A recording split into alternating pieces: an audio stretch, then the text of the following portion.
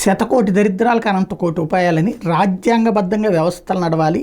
రాజకీయం అనేటటువంటిది ప్రజలతో ముడిపడి ఉండాలి తప్పించి వ్యవస్థలతో రాజ్యాంగబద్ధమైనటువంటి పదవులతో ఉండకూడదని న్యాయస్థానం ఆలోచిస్తే, అలాగే ప్రజలకి సంబంధించి ఎవరైతే తటస్థులు ఆలోచిస్తుంటారు. కానీ మాకు చెందినోడే, మాకు తెలిసినోడే మాకు కావాలన్నటువంటి రాజకీయ పార్టీల ఆలోచన అవుతుంది. పోలీస్ బాస్, డీజీపీ, ఈ డీజీపీ పదవులలో వాస్తవంగా రాజ్యాంగబద్ధంగా సీనియారిటీ ఉన్నటువంటి వాళ్ళకి అవకాశాలు ఇవ్వాలి.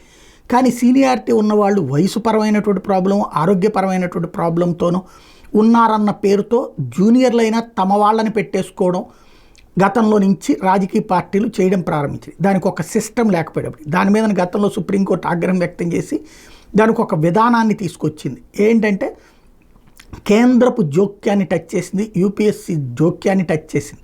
ఎవరైతే టాప్ ఉన్నటువంటి వాళ్ళ లిస్టుని వాళ్ళకి పంపిస్తే అందులో ఒక ముగ్గురిని ఫైనల్గా సెలెక్ట్ చేస్తే ఆ ముగ్గురులో ఒకళ్ళని రాష్ట్ర ప్రభుత్వం నిర్ణయించుకోవచ్చు అన్నటువంటి. అంటే వీళ్ళు 10 మంది లిస్ట్ ఇస్తే అందులో ముగ్గురు బెటర్ అన్నటువంటిది వాళ్ళు చూజ్ చేస్తే ఆ ముగ్గురులో ఒకళ్ళని ఎంచుకోవాలని. కానీ ఇట్లాగ పంపించడం ద్వారా కేంద్రపు జోక్యం లేదా వీళ్ళు కోరుకున్నటువంటి వాళ్ళు ఈ 10 మందిలో ఉన్నా కూడా వాళ్ళకి దక్కట్లేదు అవకాశం.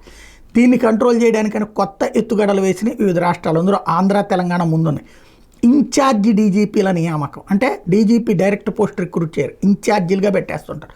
వాళ్ళు రిటైర్ అయిపోయాక మళ్ళీ ఇంకొకళ్ళని ఇన్ఛార్జీ. అంటే కేంద్రం జోక్యం, ఈ సిస్టమ్ జోక్యం లేకుండా తమకు కావలసినటువంటి వాళ్ళకే పదవులు ఇచ్చుకోవడం. ఎందుకంటే అప్పుడు పోలీస్ శాఖ తమ చెప్పు చేతల్లో ఉంటుంది, ఎలా కావాలంటే అలా చేయించుకోవచ్చు.